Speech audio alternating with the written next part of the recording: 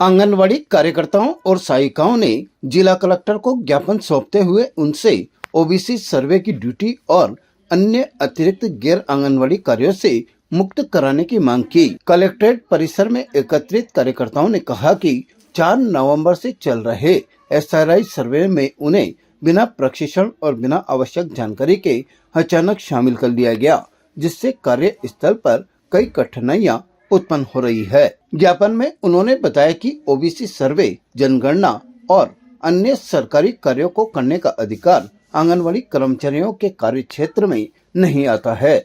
उन्होंने कहा कि इन ड्यूटीज के कारण आंगनवाड़ी केंद्रों पर बच्चों और गर्भवती महिलाओं को मिलने वाली मूलभूत सेवाएं प्रभावित हो रही है।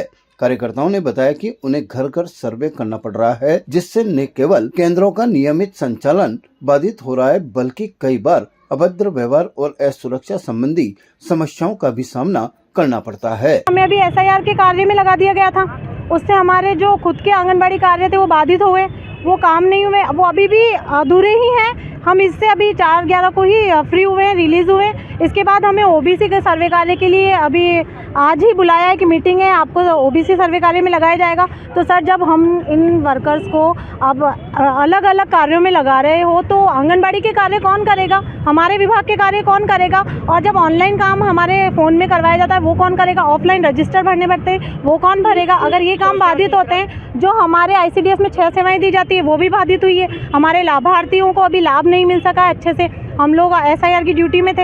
अब ये है कि हर जगह ही हम इनको आंगनबाड़ी वर्कर्स को घसीट लेते हैं, तो ये तो सही नहीं है। इससे हमारे विभाग के कार्य बाधित होते हैं। और दूसरा कि इसके लिए हमें कोई अतिरिक्त भार भी नहीं दिया जाता है कि आपको अतिरिक्त मानदेय दिया जा रहा है या, और हम मानदेय कर्मी हैं सर, आप हमें हमारे विभाग से संबंधित कार्य दीजिए ना, हम वो काम जरूर करेंगे। हमारे विभाग से संबंधित कार्य दीजिए। आप सर्वे में लगा रहे हैं, आप ओबीसी का सर्वे करवा रहे हैं, और वो भी अलग अदर विभाग, मतलब वार्ड में जो हमारे से संबंधित है ही नहीं। हमारा सर्वे क्षेत्र है, आप वहाँ लगाएं, हम करेंगे ड्यूटी और हमारे विभाग से संबंधित कार्य दें। हमारी जो जनगणना एसआईआर में ड्यूटी लगी है, जो हमारे गैर अनुदान हमारी सारे कार्य बाधित हो रहे हैं। हमको जयपुर कलेक्टर डायरेक्टर साहब से लेटर मिला हुआ है कि हम ये ड्यूटी नहीं करेंगे। आंगनवाड़ी के सारे कार्य बाधित हो रहे हैं, इसीलिए हमको फिर हमें ओबीसी में लगा दिया गया है। तो हम लोग परेशान हो जाते हैं, इसलिए हम आज कलेक्टर साहब को ज्ञापन देने आए हैं कि हमारी ये ड्यूटी निरस्त की जाए।